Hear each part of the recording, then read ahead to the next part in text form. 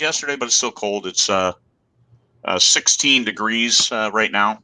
So that's nice and pleasant. It'll get up into the mid-30s today, maybe, and so we'll be okay. What about you, Dakota? Where are you? Yeah, man, that's beach weather, you know. We get about a half inch of snow overnight here, so I'm hoping that melts away, pretty quick. But yeah, I think it's in the mid-20s right now, so it's good stuff. Oh, not too bad. But that's that's sunny and pleasant North Dakota. Oh yeah, that's right. Not just anybody can live in North Dakota. Well, yeah, I hope to move somewhere warmer myself sometime soon. So Yeah, and me too, And oil industry is huge in North Dakota, just like in Alaska. And ConocoPhillips just announced they were shutting down all new drilling for the foreseeable future. Gotcha. So, wow. So shutting down all the rigs. We have 5 rigs up here. BP has a couple, and they're shutting them down just because rig life. It's like being on a ship, but a small ship. Everybody is really constrained in a small space, and they said and once you're on the North Slope, there are no ventilators up there. It's right. And getting off the North Slope is like a 5-hour endeavor. Oof. So yeah, we've had some people get hurt pretty bad, and getting them off the slope was just a trial, and getting them someplace where they could get care. Like here in Fairbanks is about the closest place they're going to get some kind of decent care. So yeah, so oil industry, they're saying no, it ain't worth it. Mm-hmm. Definitely, especially right now with the you walk outside and you see gas for $1.70. That's they probably want to slow things down. And that they can't afford to have emergencies, as well as I keep putting money into development, because better to let it stay in the ground than pump it out and only get $25 a barrel, because it was oil last week was $26 a barrel up here, and I think break even is closer to 50-60. So yeah, the state of Alaska is gonna be hurting for a little bit while. Gotcha. All right, here we are. Dakota Krout has made his name in LitRPG. What got you started writing LitRPG? So I have a degree in software engineering. So for me, it was, I started, I definitely wasn't the first person to start in the genre. I came in right near the end of the first wave of writers. So I had read a couple, like of the very first original ones that were coming out from America. And I said, hey, this is something I can do. Not only do I love video games, I love books. And I have literally a degree in programming and seeing how things work and making things interactive, building systems and stuff like that. So why not put that to use? So that's kind of where I got started with LitRPG. So your mom, who gave you crap growing up, you'll never make anything of yourself. All you do is play games, and here you are. Hey, Mom, let me pay off your house. So, because I make money playing games. Yeah, there you go. But you're driven. One of the things that makes you different. One of the things that makes 7-figure authors different is they're driven with a business sense. I know that you have a tag team, you and Danielle, yes. make the business. So what are you doing differently as far as driving the business forward? So that's a really interesting question. So I think the answer to that. So Danielle and I have really complementary strengths, right? So I am an entrepreneur, right? So I look at where I want to be, right? And I say, okay, here's where I want to be.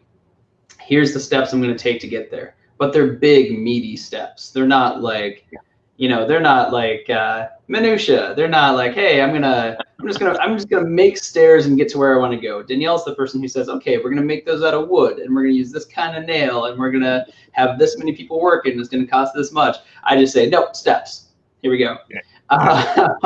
So with the two of us, one of the great things is that when she came in as a CEO of Mountain Dew Press, she took over the advertising. She took over the the paperwork side of things. And for any creative out there, I'm sure you know how much that sucks to do.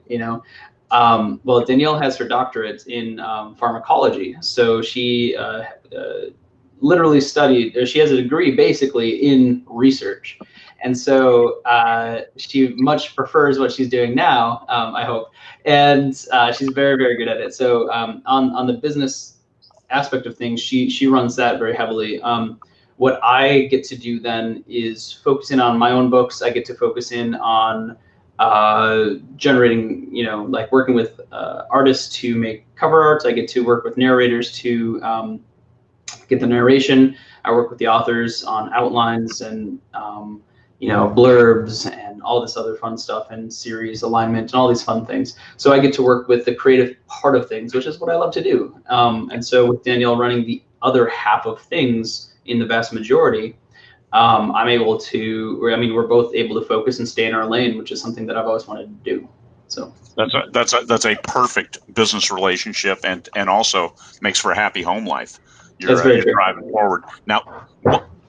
Dakota Krout LitRPG books are very, very well received by the readership. I've not met anybody who said, these books are meh. They love your book. So what makes your LitRPG resonate so well with the readership? Like mine in particular, like my personal writing, or just LitRPG in general? LitRPG, the books that launched you and showed you, hey man, I can do this full time and make a good living at it. Gotcha. So the thing that makes them resonate so well, part of it is just that I've been a reader my whole life. So I've read books, from the Odyssey on over, everything fiction, nonfiction. I used to read competitively, which is something that is, one of those fun things. And so just reading and reading and reading, and I see what I like, I see what I don't like. And one of the great things about LitRPG is that the way I describe it is epic fantasy with a sci-fi twist. So it's a set of it's a fantasy story that is constrained by the rules of a video game. And what that means is that if we're looking at, like, say, the Sanderson laws of magic, that makes us a hard magic style of book.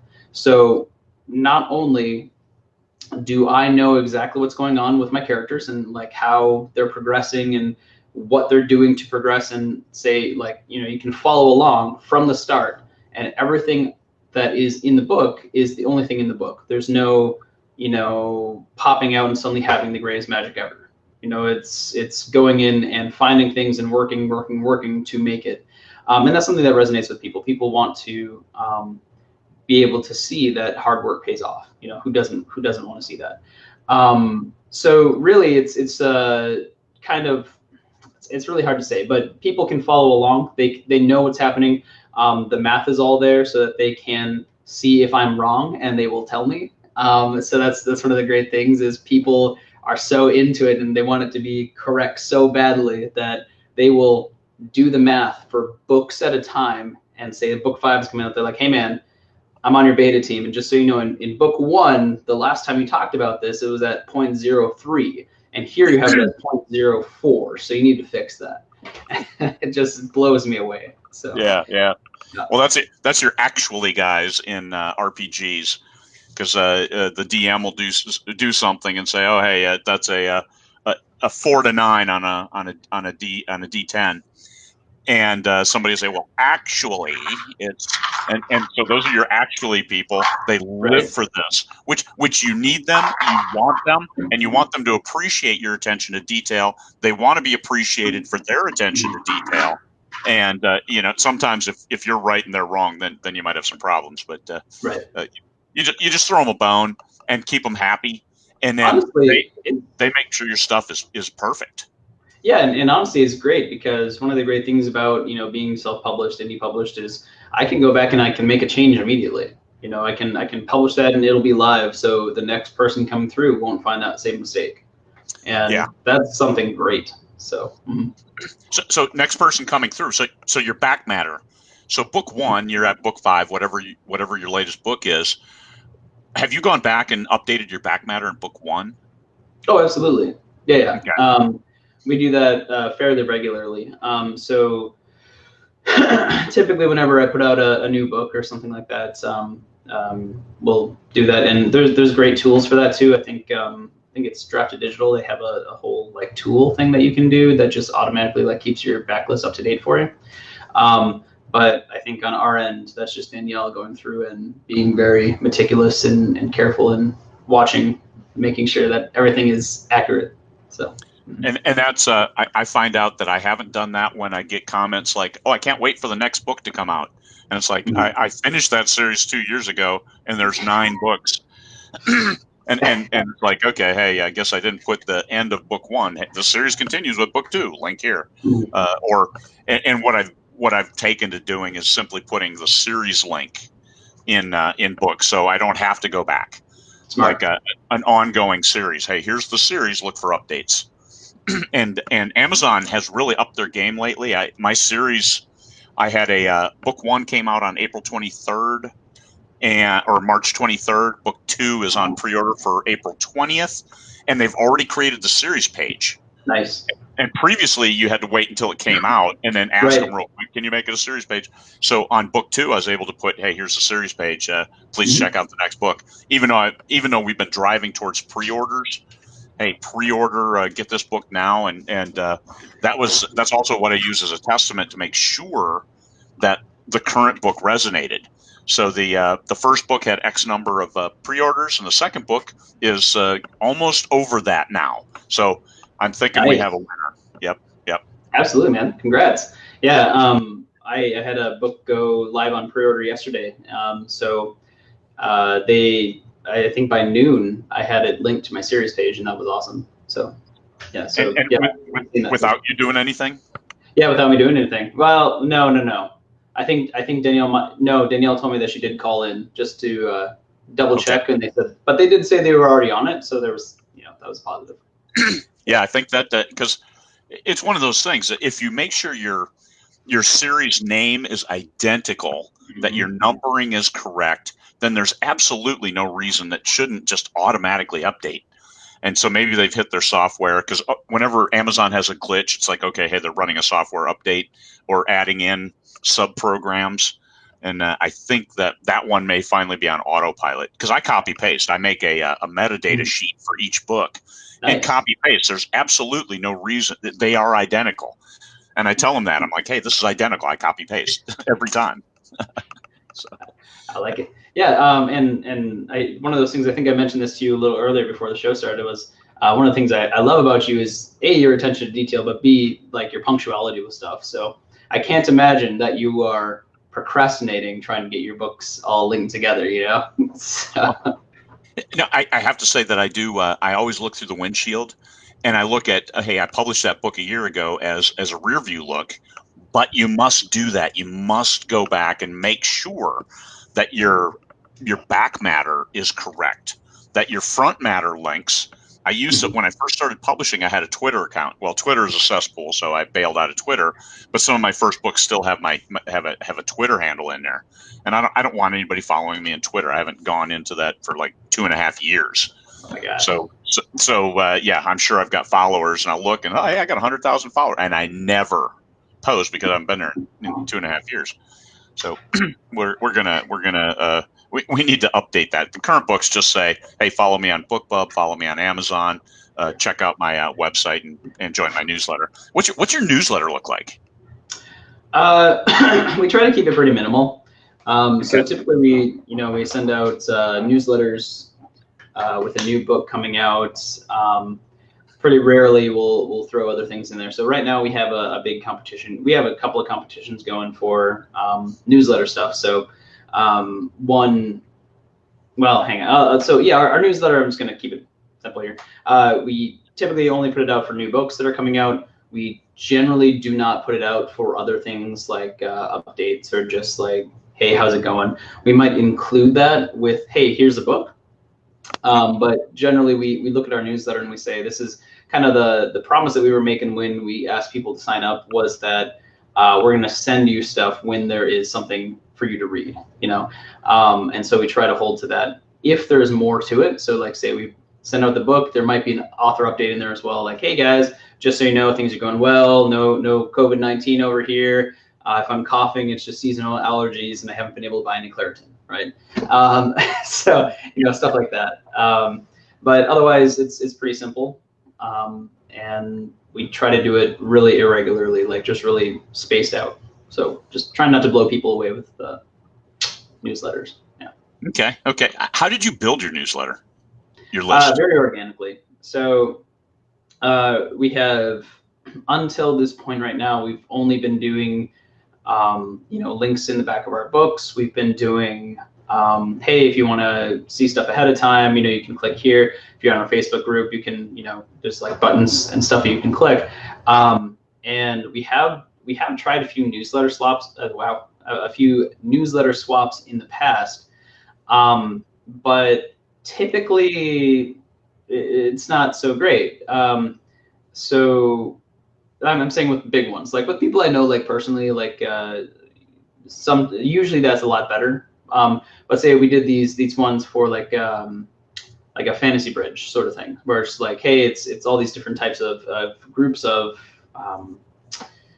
books. So you have your epic fantasy, urban fantasy, all these other things, and say, hey, just pop in here and you can get all these people on your newsletter. Well, I would say 90% of all people that have unsubscribed from our newsletter come from those things that are outside the genre. So we do tend to push more organic growth than anything, because otherwise people are confused more often than not. Like, why am I on this? Like, how do you have my email? And they don't realize, like, yeah, when you went to this thing, you were giving that away to all of these people.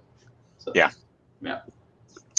Okay. Yeah. The effectiveness, when you send out your newsletter, what kind of response do you get? Really good, actually. So one of those benefits of growing it organically is that most of the people that are there really want to be on there. So every once in a while, just to check and see like the newsletter health, what we will do is send out something with a question, or ask them to reply to it. And recently we did just kind of a well check sort of thing. So like I said, we very rarely use our newsletter for anything but the books going out. But with everyone being stuck indoors, and all this stuff, we did a well check sort of thing, just like, hey guys, we're just checking in and see how you're doing. If you want to have a conversation, send back an email. And it took 2 people 3 days to go through all of that, all the responses. So that was pretty awesome. We tried to email people stuff personally. So if they got back in contact with us, we got back on there and we wrote an email to them and, responded to them, tried to give them something positive to look at. And so that was pretty awesome. Yeah, it took me a couple days. I did a wellness check and got 50 or 60 responses back. Mm-hmm. And I had done it through SendFox, which has vastly improved my deliverability to 50-60%. So I was getting a lot of action.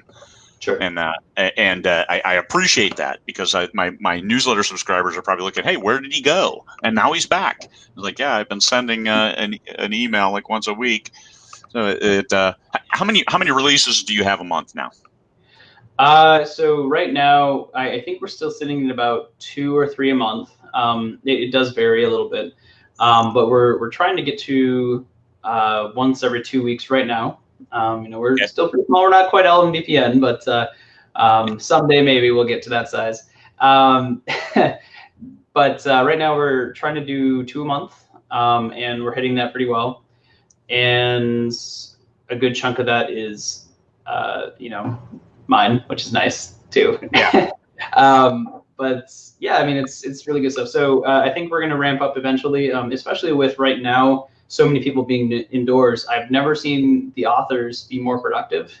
I've never seen editors turn around a book so fast. Artists are jonesing for work, so that's really nice.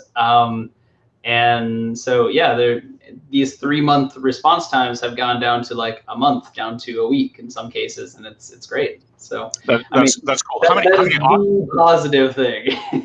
Yeah, how many authors do you have on board Mountaindale now? Right now, I think we have about 15. Oh, geez. Yeah. Sorry, I didn't think that'd be so surprising. I thought 3 or 4. Well, you're only if you have 15 authors and you're producing 2 books a month, that suggests that you have 1 a year. Now, LitRPG are longer, so these are door stopper books. What kind of average length are you shooting for on your books? So the length that I go for on my books is anywhere from 100 to 120,000 words. I have a few people.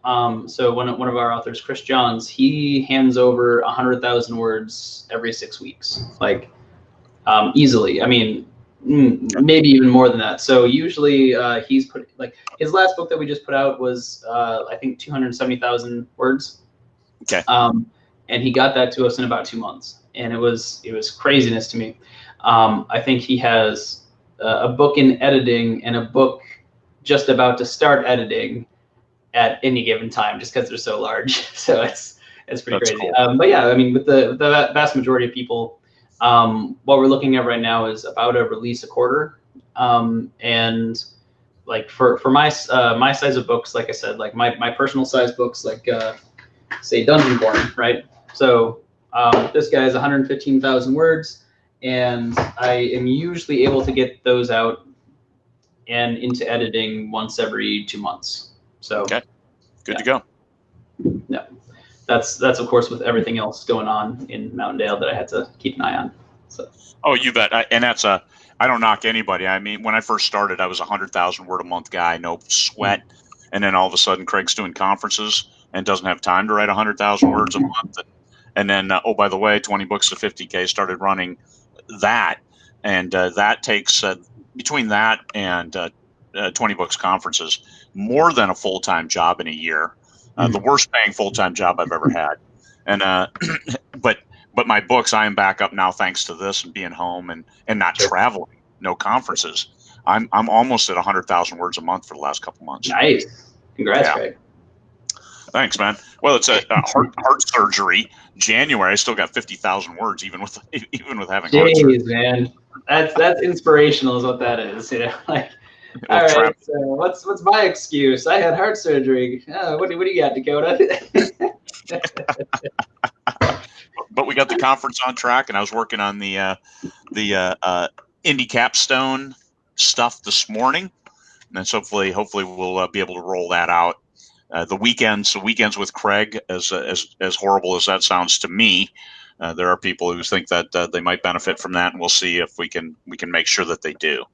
So anyway, I'll write that out. I'll put that out later. I know you said, hey man, that sounds great, because the first one actually we're going to put it out. It's October 3rd and 4th this year in Fairbanks. We're going to do it right here, so I can solidify what the logistics are. Because no matter where we go, and I'll do these around as I travel, solidify the logistics as far as if I have a local person that I can rely on, we put them in the class. They get the weekend for free just to set things up, and what kind of lunches, what kind of stuff, what does that look like? So I always like you with LitRPG, and here's the rules. I just want to have here's a guideline for here's how we run these. So no matter where we go, it makes it simple. So for doing the first one up here, and cool. It'll give people a chance to see the aurora. That is really cool. A chance. Yeah, right. So, no guarantees. Yeah. No guarantees. That's right. There's no guarantees. Yep.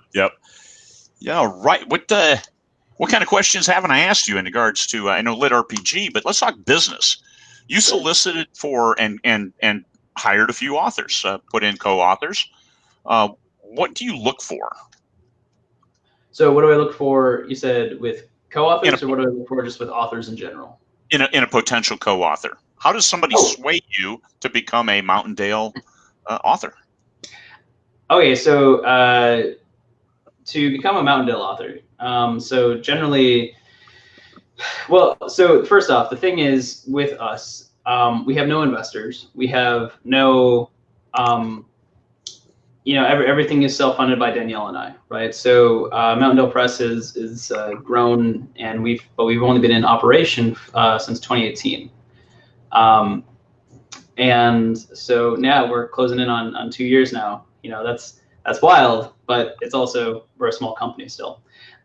So one of the things I would love to do is have every author ever, as a Mountain Dale Press author. But in reality, putting out a book with a good cover, great editing, and a marketing plan behind it can cost anywhere from $3,000 to $5,000. Like just initial costs, and then over time, of course, that grows just based on marketing. And beyond that, we also do audio production, right? So we'll hire a narrator, we'll bring someone on and do the audiobook as well. And that can be anywhere from $6,000 to $13,000 that we've had to pay out for a single book. So we can't bring people on rapidly because we just don't have this sort of infrastructure that can support that. Again, allergies. Okay. So with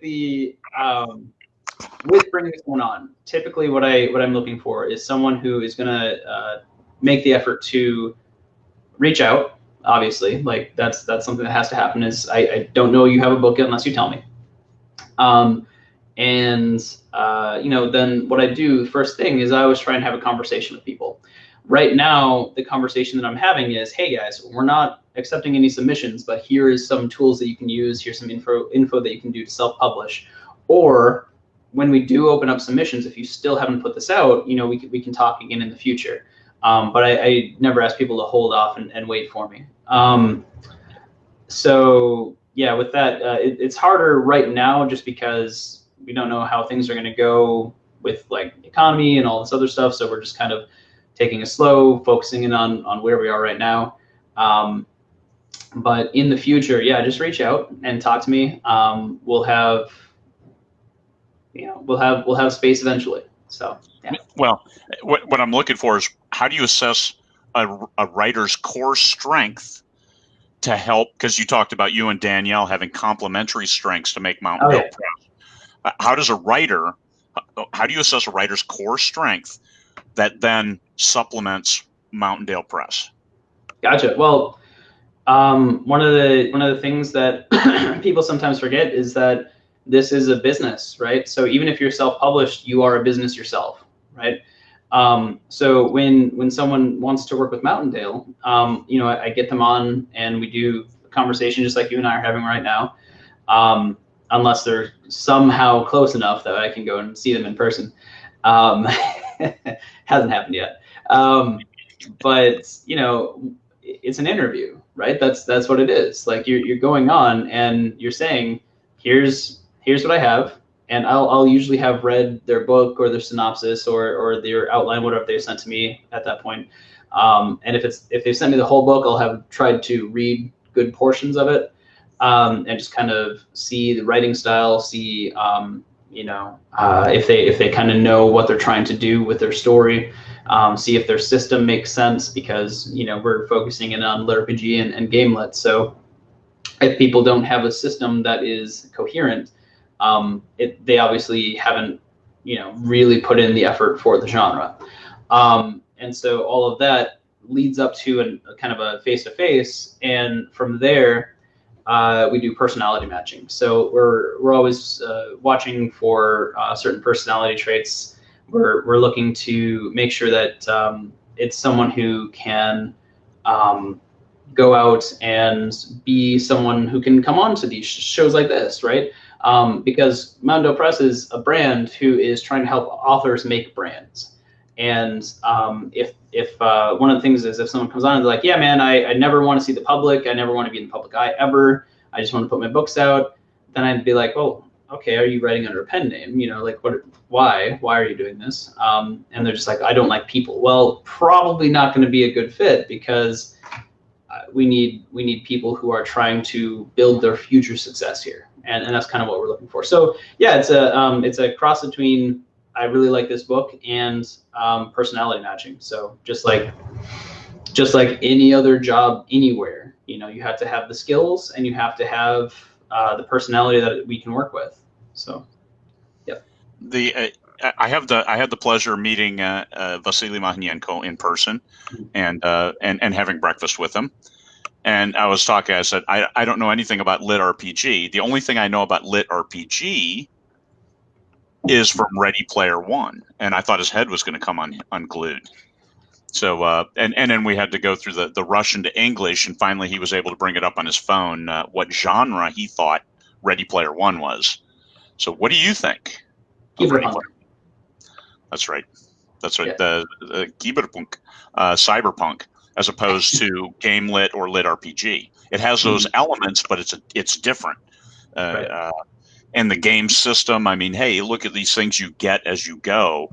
No, it's a lit RPG. And one thing you said right away was, I read the genre. I read all the books in the genre.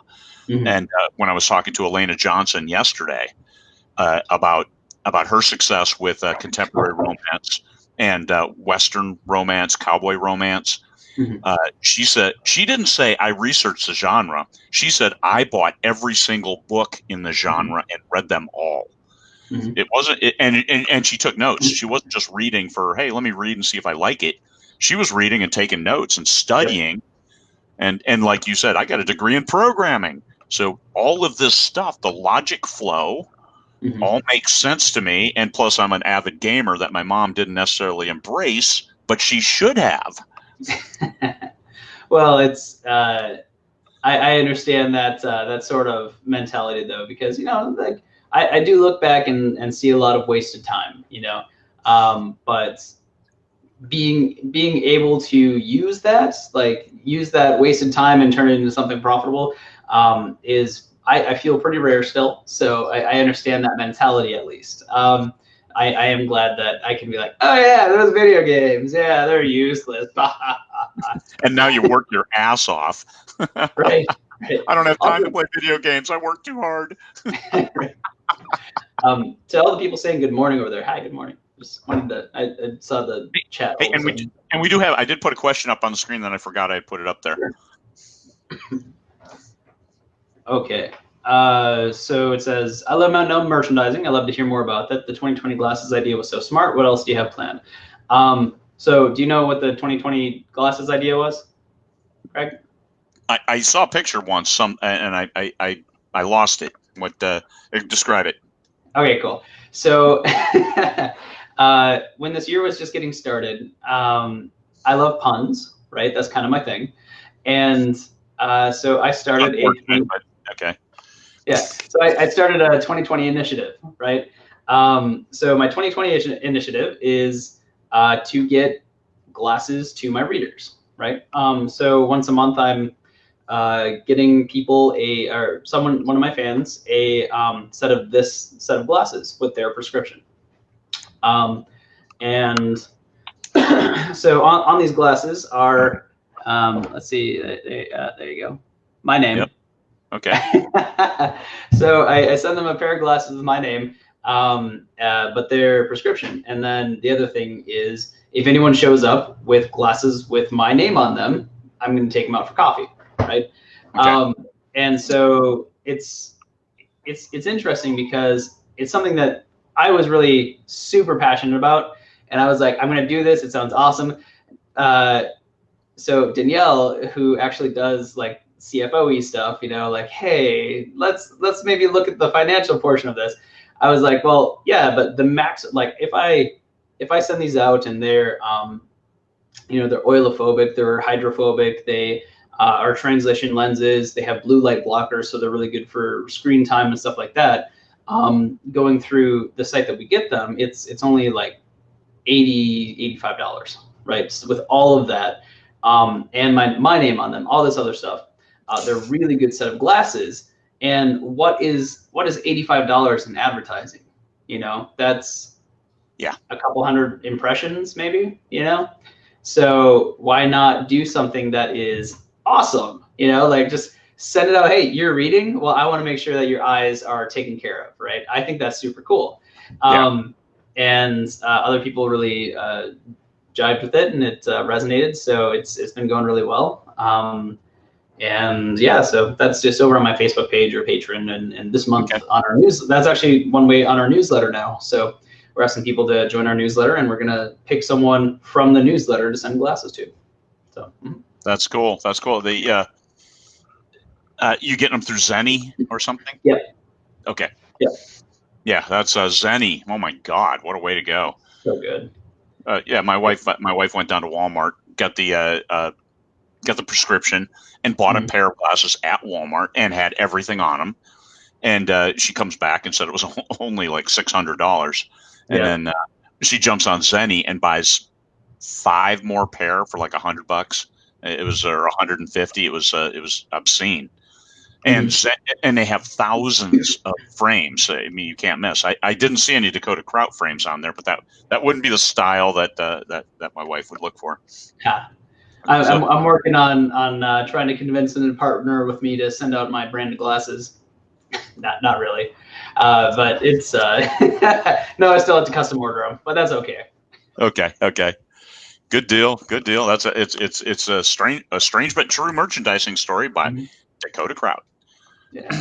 Any other question? No, we don't have any other questions right now for you. So hey, people, come on, you're here. We have 42 of you, or yins, as we might say in Pittsburgh. We have 42 yins. Ask a question. Dakota Krout, you've got him right here. So there you are. What drives you? What drives you every day to work? My car. Oh, I bet you're not driving your car to work. Yeah, you. No, no. So what drives me? So one of the things. So growing up, I am the youngest boy in my family. I have 3 older sisters. My dad remarried, and then I had suddenly 3 brothers and another sister. So I was the second youngest of 8. And so in a town of 1,500 people, it wasn't exactly a great living situation. So I joined the Army when I was 17, and left home. I was 4 years down south with that, and then I came back up north and went into the reserves. And when I first started putting out a book, I made $5,000 that whole year, right? And with book selling, which was amazing, and was also a third of my total income. And so one of the biggest things for me has always been that I have never wanted to be in debt, right? Because I just saw too much of that growing up. I saw too much of that, all around me. And so that has always been my main motivation. And in a really happy way, last year, because my wife is really great with money and really on board with this sort of thing, we were able to pay off her doctorate, my bachelor's, our house, and our cars. And so we currently have no debt. And that's a great thing. The downside of that is that 75% of everything we made went to that, right? So it was in order to pay bills and get rid of debt. We lived and kind of are still coming out of living like college students, like like we're talking freshman level college students, but no, I think things are a little nicer right now. So since we've been out of debt, we've been able to, start building up for like our daughter's college fund. We started a retirement for ourselves, stuff like that. But the really cool thing that we can do is that we can put more money towards authors, right? So we can, since Mountaindale Press is entirely self-funded by Danielle and myself, we are able to take on an extra author. We're able to offer another audio contract. We're able to push for more popular narrators. We're able to get better quality art. And these are things that are kind of, I kind of look at them as quality of life sort of things, right? So the quality of the life of the book is going to be higher if I can do all of these great things to make it go higher, right? Like if we're able to get the same people to read our books who read The Wheel of Time, there's going to be a lot of people that are coming and following along to listen to them, right? And that's something that helps us in the future. So, you know, we're able to do more for our authors, more for the people that are relying on us, and that is just the coolest thing ever, in my opinion. Yep. That is cool from all over the place. that is cool from a business perspective. I mean, that's you pay off the bills first, and then you operate from a no debt standpoint is far better, because now you're not paying interest, you're not paying on loans, and that's you're probably in a good cash position as well. But also, you mentioned earlier about bringing new authors on board incrementally because of the sunk costs, good consultant terms. You're sunk those costs that you know you're going to incur before you ever even get a sniff at a return. So this is the challenge for you, to make sure that when you bring them on board, you have the time to vet them, follow through with the stories to make sure that the stories are going to resonate with your readership that you've built up, and that now you assign to all of Mountaindale readership, which is probably a little broader than what you personally originally came up with. Even though I bet 100% of your readers like your stuff, but then subsets like other authors' stuff. I believe that's accurate. Yeah. I couldn't say for sure. There might be people out there who just don't like what I write, and that's okay. My writing's not for everyone. But I definitely see it as, you know, having great entry points, you know. So if we have all of these people who are around the fringes of the genre, you know, we have them all the way out here. We have people that are closer to mainline of the genre.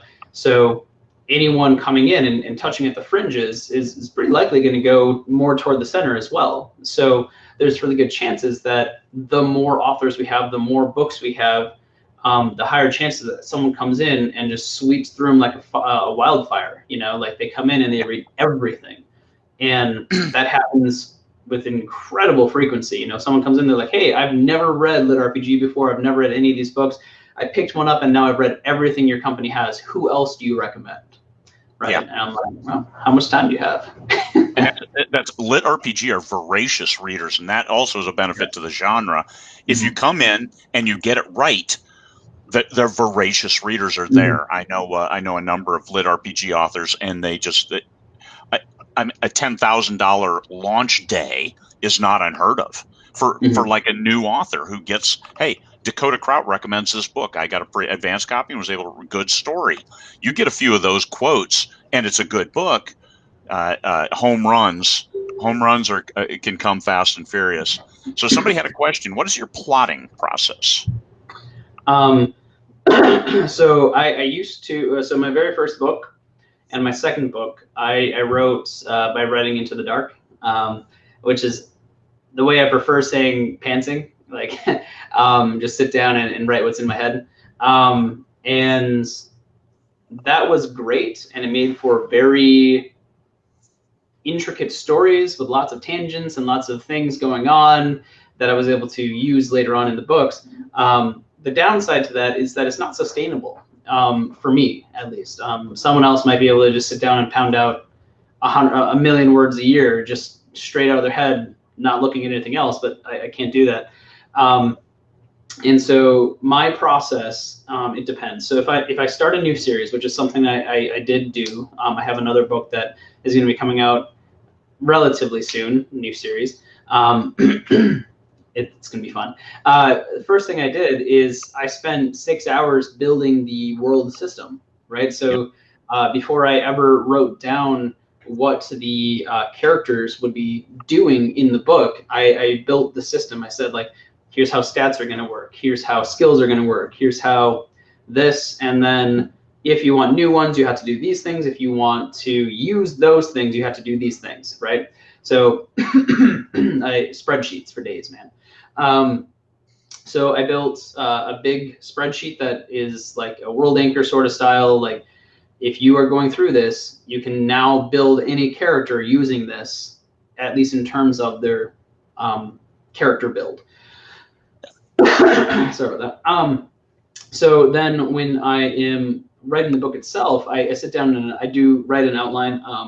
Typically what I do is I write 5 or 6 lines per section. So I am like, hey, I'm going to do X amount of chapters, and here are the main points I want to hit.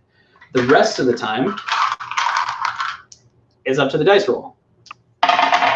Combat, dice roll. If I'm trying to craft something or make something, the great thing about my characters is that if they're in a video game, they can die and come back, and they'll have lost experience. So might have lost skill progression, they might have lost whatever, but it is much more true to the game, like the system of the book, if I'm following the rules. Yeah. And I think that's something that really shines through. So, yeah. Okay, good. Yeah. So what ad channel is the most productive for you? So that is debatable. So if we're talking paid ads, probably AMS. So Amazon Marketing Services. But if we're talking social media, I would still say Facebook. So that was really where I built my audience, and that's probably why it's the most productive. So for anyone who is doing this, go ahead. You broke up right when you said I use it. It's the most productive. What the hell? So can you say that again? It was very witness protection-y. So and no, it's good. So I would say I use AMS, Amazon Marketing Services, is the most productive paid advertising that we do. And for most productive, like say social media and freestyle, I would definitely go with Facebook, just because that is where I built my audience. You know, that's where I started out and started building that. So I would say for anyone who is trying to build up their audience, just go ahead and pick a lane, and you're going to like use that as your main thing until you get really good at it, and then eventually switch to something else and have two things going, and then add on another like over time. Yeah. Is that you built it up? Is that a fan page, a group page, or what kind of page did you set up to draw the fans to that point? Sure. On Facebook, it's just an author page. Yeah, I mostly just make posts, put funny stuff in there, I put book stuff in there. Second part of this question here is, what shouldn't we waste our time on? So I can't point at anything and say don't do this. I can kind of point at a process and say don't do it. What I would recommend is go onto Google and just Google an image. That's the image is the survival trap, right? So the survival trap, and then just put in like business or something else like that. And this is something that I see a lot of small companies and other things, and myself at the start fell into. And that was, people forget that there's one thing for an author that generates income, and that is producing content, right? So if we don't have content that people can purchase, we don't have anything for them to read. We don't have anything to sell to them. So we have our A, which is this is what we're doing, and our B, which is how we make money doing it. So from A to B, we create a book, we sell the book, we have made money, right? But there's so many other things that you can do. You can do marketing on Facebook, Imgur, Reddit, Twitter, Google, all these other places that you can go, and you can do them. But they're a huge time investment. They're a massive time suck. And if you let them have all your time, they'll have it. They'll take it. And then you're not going from your A to your B. You're not creating content and selling it anymore. You're doing all of these other things. Like, hey, I'm going to go through DeviantArt or ArtStation or whatever and look for artists for my cover art. I'm going to take 3 days to do that. That's 3 days you're not writing, right? I'm going to go and be on panels with people. Like, I'm going to do talks on stuff like this. When I started writing, I didn't do that, A, because no one knew who I was, and B, because I didn't have any time. I had zero free time, none. And right now I do this because in a real way, there's no way to look at something like this and say, this helps or hurts my bottom line. This, for me, this is creating opportunities for myself and for other people. And I never know what that's going to look like down the line. You know, is someone going to get on here and say, hey, you know what? I'm going to try reading these books. Is someone going to get on here and say, hey, I'm going to try writing a book. And either way, that's awesome, right? Yeah. Yeah. Or even, hey, I don't want to do any of that, but the business side of things sounds cool, so maybe I'll try and work with that. Like, who knows? Yep. Yeah. Well, and something as simple as breaking the focus down to what are you going to sell and how are you going to sell it.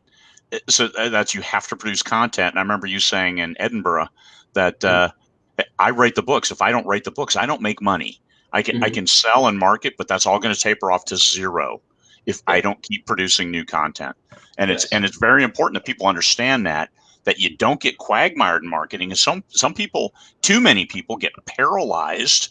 They come over to 20 books to 50K because they're a budding author. They've been writing a book and they're getting close, and they're like, well, what do I do now?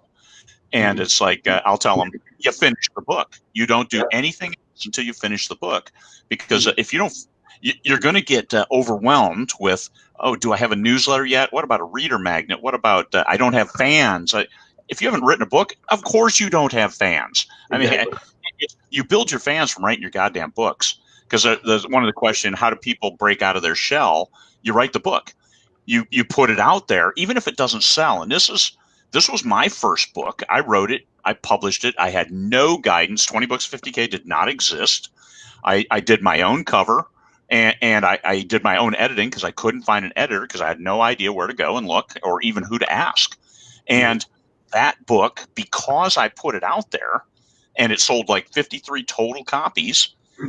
A trad pub who did zombie post-apoc said, we're getting out of zombies and we need post-apoc titles and we need them right now. And I'm like, hey, I have one and it's not selling. You guys got to be able to do better than me. And I sent it to them and they're like, yeah, here's what we're going to do. We're going to split it into 2 books. It's too long for the genre. And we're going to do this and this and we'll publish it this summer. And I'm like, cool, here we go. And so that became a 4-book series. It's the reason I'm in Barnes and Noble. It was a bestseller individually. It was a bestseller in audiobooks when they combined the first 3 books. All of that because I put it out there, and I put it out there shitty. It hadn't been edited. When I read back through it, the printed copy that I got, I'm like, hey, I got my printed books. And I'm looking, and I flipped the first page. I flipped to. A sentence ends halfway through a paragraph. It just ends. And I'm like, what's this thought? Like, holy crap, it's like a moron edit this. And I'm not a moron, but it's still, when you do your own work, you don't see everything that needs to be seen. So that's myself. How much do you pay for an editor? All of that's beside the point. You need somebody neutral. And if that somebody neutral is Grammarly or Pro Writing Aid, still it's better than, because anybody would come up and say, hey, you ended right in the middle of the sentence. There's no period. It just stops. It's like, oh yeah, my dog probably came in and I moved on to the next sentence when I got back out from taking her for a walk. So those kinds of things. Yet, if I hadn't put it out there, I would be traditionally published with an imprint of Simon and Schuster. So that's what, for budding, you have to just put yourself out there. If you are deathly afraid of getting a 1-star review, don't read any of your reviews. And there you are. It's Schrodinger's reviews. They're all 5-star unless they're not. But if you don't look, you don't know. So we're going to call them Schrodinger's. Do the Schrodinger's reviews and write and keep publishing. And then don't take advice from people you don't respect. So if you have just Joe Bob out of the blue troll saying, oh my God, worst book ever, you suck, you should go back to the day job at 7-Eleven. Hey, you probably don't want to listen to them. I mean, you just have to understand who to respect. So don't let them destroy your dream. Absolutely. All right, we have a huge amount of questions. So do you want to kind of like run through them as a rapid fire sort of style? There we go. 1 minute each. All right. So I'm going to go back to that last one, actually. So what advice do I have for people to break out of their shell and put themselves out there as an author? For that sort of thing, my recommendation is branding, right? So you decide as a person who you want to be when you are presenting yourself publicly. So for me, I like to put myself out as coffee, puns, dad jokes, and now slowly sliding more into business side of things, right? So if I'm out as an author, if I'm just talking about my books, I am coffee, puns, dad jokes, and chuckling and laughing and stuff like that, right? If I'm Mountain Dale Press, president of Mountain Dale Press, Dakota, then I'll do all of that plus business side stuff. Okay, so decide who you want to be and who you want people to see, and be that person. Okay, cool. Brand, on brand. Nice, very nice statement. Well done. Thank you. All right, what does a typical Mountain launch look like? Any tips for someone wanting to write and market their first LitRPG book? Okay, so a launch looks like a huge, huge, huge amount of work. To the point, so we had my pre-order went out yesterday for Ruthless, which is book number 4 of the main series of Completionist Chronicles. And I'm gonna give you an exact number here in a second, but so it launched yesterday. We did a huge amount of marketing ahead of time. We had build up for weeks. We had Amazon on the phone getting categories. We slowly are still building hype on different social media groups. We typically aren't doing paid advertising at least not too much before the book launches. But on the day of launch, we start, pushing that as far as we can. We're trying to get all of that natural growth first. Well, anyway, so right now, book went out yesterday. Ruthless, Completionist Chronicles Book 5 is on Amazon. It's #1 bestseller in cyberpunk fiction. Doesn't come out until May 1st, and it is currently $5.06 in the store.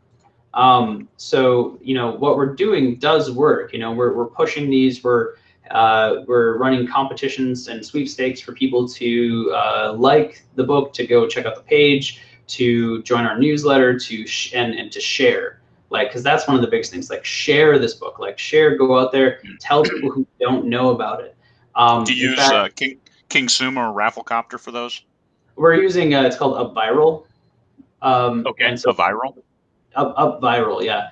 Okay. And so, what's a great thing for LitRPG? A leaderboard. So we have a leaderboard of people who have earned points by getting referrals, right? And top 10 on the leaderboard wins something, and whoever wins overall gets like $300+ in prizes and stuff. So it's a really nice sweepstake, guys. Just saying. Nice. Yeah, so it's a really cool thing. So it just looks like a huge amount of work. And from the outside, you would never see the effort that goes into it. So if you're a new author, if you're someone who has not put something out, don't look at that and be afraid. Look at that and see something that you can do in the future. I put out Dungeon Born for the first time with, hang on. I put it out with this cover. Right? Thank God you're wearing pants, man. Of course I'm wearing pants. This is a professional meeting. But I put it out with this cover, hand-drawn pencil, black and white, and no editing and no marketing. And I didn't try to reach out to any groups. And it still was picked up by a podcast, and it was still talked about. And so when you are looking at this sort of thing and saying, hey, here are some things I can do to help myself without costing me any money because I might not have any money, that's fine, because that's where we all started, So, yeah. Well, and in LitRPG, there are a couple extremely influential blogs, podcasts, and I'm sure they have highlighted your books, and you had a huge bump in sale. I mean, thousands of book sales if you get highlighted by a certain podcast. So those, what did you do to reach out to them to get some visibility? So the first one that I was on was the LitRPG podcast, which was Ramon Hias. And he was like, hey, guys, I found this book. It was just kind of lurking out in the internet. So I read it, and this is our genre, and check it out. And that was the first introduction to the group. And so for him, I just reached out and I said, thank you. So for the other things, just over time, I was able to, most of the time, they're always looking for people to feature and to talk about and to talk to. So they're really great about, if you want to come on and talk, they'll probably let you. And otherwise, the books, as they became more successful, more people wanted to talk about them, right? So cool. That works. So quickie on. So how does a marketing plan look different from the one you did for yourself for the latest launch? Oh, it really doesn't. Not all that much at all. So that's kind of the thing with having to be very selective about our authors, because we're small and we don't have all this infrastructure. Is we're trying to put out a book once every couple of weeks, and so it's over and over again. It's trying to do these same things. So typically, what we do with my personal stuff, like this viral thing, right, is we test the stuff with my books. If they work well, we do them with everyone else's stuff. If they don't work well, we're not going to put money behind a concept that didn't work. But if we're going to test something, I'm gonna be the guy at the lead of the pack who's taking the hit, right? Because that's what we do. So if things are working, we do that for our other authors, and if things aren't working, they'll never see that. So yeah. Okay. Yeah, good, because you're the control group, because you know what your sales should be. So Right. if you have a new author, it's like you don't want to throw that out there because you have no control group then. So good methodology. It's almost like you're a scientist. So what about bringing your spouse on board? What's that look like? So they're intimidated by how much they don't know. What we say is the best way to onboard them. Okay, well, has anyone here ever started a new job? Do they ever just say, all right, well, you're here now, get to work? No, I mean, doctors go through 8 years of of school and med school, and then they have a residency after that. They have 4 years where they're a doctor, but they're not really treated like a doctor, right? If you have a computer science degree, like, you don't just walk in and start coding for someone. You have to figure out what system they're using, the basics of what you're supposed to be doing. So what I would say is just tell them, hey, we know that there's a lot going on here. So we'll work through this. If you have questions, talk to me, and we'll, the newer they are, like especially husband, I would say set aside half hour to an hour every day until they're more confident, and just help them through whatever it is that you're trying to do. For myself personally, what I do is since thanks to my time in the Army and my time as a programmer, I create SOPs and technical manuals, right? So I say, here's what I am doing and here's how I do it. And I write it down, and I have pictures so that if I just can't read one day, I can follow the pictures, and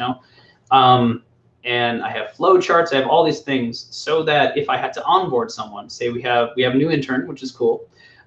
We have a couple other employees, but if I don't know what they're supposed to be doing, they won't know what they're doing. So definitely design something, make a chart, make a list of things, and then explain them step by step. So that would be how I personally would do it. But I will say that working with your spouse is hard, especially if you didn't start it together. It might be harder to bring them up to speed. Just don't get cranky with each other. We're already stuck indoors. Don't, no social distancing in your own house. That's right. Or out of melee range, as I like to call it. Good. But teach them what they need to know. All right, what 3 to 5 books give the best examples of LitRPG for authors who are interested in writing a subgenre? So it depends on which subgenre you want to write. So in LitRPG, there are, like, basically any story style can also fit into LitRPG. If you want slice of life, if you want swords and sorcery, if you want the hero's journey, like classical sort of style, like you want King Arthur and the Knights of the Round Table, you can absolutely do that and fit it in if you put the system in correctly. So if you want the most mainstream LitRPG stuff, I would recommend reading my stuff, like in a kind of way that makes me cringe because of the hubris. But definitely my stuff. So Completionist Chronicles. I recommend reading Ryan de Bruin's book. And Red Mage Advent by Xander Boyce. So that's a really great one. So just great ways to go and see different styles of this. Otherwise, Send Online is a great one. So if anything by Oh man, it's hard because I can talk about authors and the merits of their book all day, but everyone has different systems, right? So if you look at Travis Bagwell's books, and his stuff is he's very anti-hero lead. It's a darker story, and he just kind of does things on a screen that he can interact with and like play with stuff, and then he just kind of shoves it out there and it's a spell, right?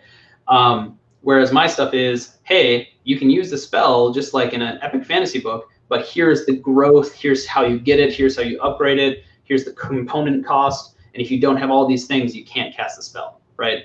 And that's kind of the difference. So really building your own system and just making sure that you always maintain that is the biggest thing.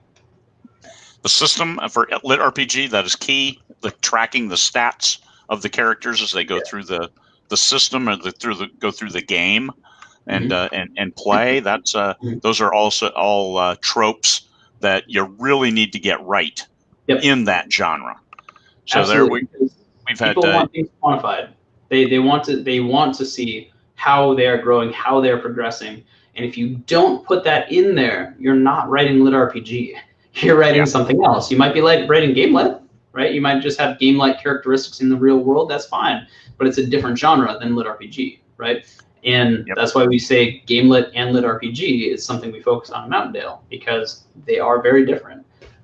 Just like if you wanted to write a romance, well, you probably wouldn't have pandemic style post-apocalyptic shooting up zombies with a flavor of romance, right? Because that's not a romance. That's a different thing with a romance element. So, yeah. Yep. Know what you're doing, because LitRPG readers are very discriminating, because I've also seen them mercilessly attack books that people are like, oh, LitRPG is taken off. I'm going to write a LitRPG book. And they jam out a 180,000 word book, and the readers just trash it because it's not the genre. You've got to know the genre, read the books, and study, and then deliver what they're expecting. So we had Dakota Krout today. Thank you for coming on board with your time and expertise. You've done a great thing for yourself and your family with your book business, and just showing other people what is possible if you study hard and look at the right things. Now, tomorrow, it's not at 6 a.m. because we have Jenna Marici on. She is the YouTube star. So talking to us about YouTube and how you can use it to your benefit. Because somebody asked me, well, hey, you need to have more subscribers on your YouTube channel. Do I? I mean, the C&M show, we don't make any money off it, but it's just, hey, we put it out there so anybody can watch. So you can come in now, if from your fans, they could come in and listen to this interview and my mindless ramblings and your witticisms. I'm surprised that you didn't put out any puns during the show. So we're going to hold that against you forever. Starting the first day with my first coffee of the day. That's kind of the. And real quick, Craig, for anyone who has questions we didn't get to that you want to know about, please do feel free to reach out to me on Facebook. It's going to be the fastest way to get a response. You can just look up Dakota Krout on Facebook. I saw a whole bunch of questions I wanted to get to. I know that you don't have time for that, Craig. One of them though is they said, "What is that weird thing hanging on the wall over here?" That is a to-do list, and it tells me things that I need to do. Okay.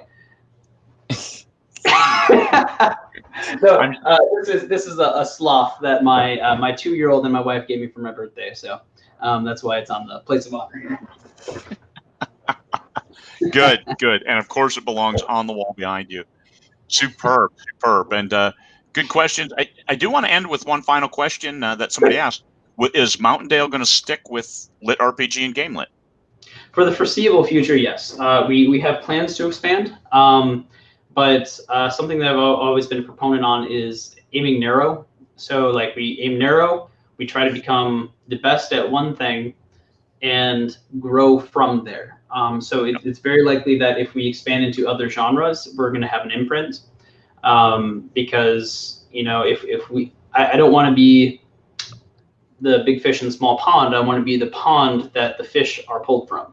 I want people to come here and say, hey, the best fish that I can find are going to be in this pond, so I'm going to grab the fish out of here, and that's what I'm after. So I'm going to do that we're going to do that with Mountaindale. We're going to stick with LitRPG, Gamelit, kind of epic fantasy style stuff, maybe cultivation, but other things will be, like this, an imprint of Mountaindale Press, if we do expand in the future. Good deal. I appreciate that. Final words of wisdom. Be an expert at something rather than mediocre at a lot of things. So, and incrementally, because when you go into a new genre, I expect that the imprint will go into it full force, like a 6-month lead time kind of full force, and know what the hell you're doing before that first book actually drops and you start making money. So anyway, Absolutely. Thank you very much. 70 minutes. You guys have a good one. Thanks everybody for listening in, and y'all have a good one.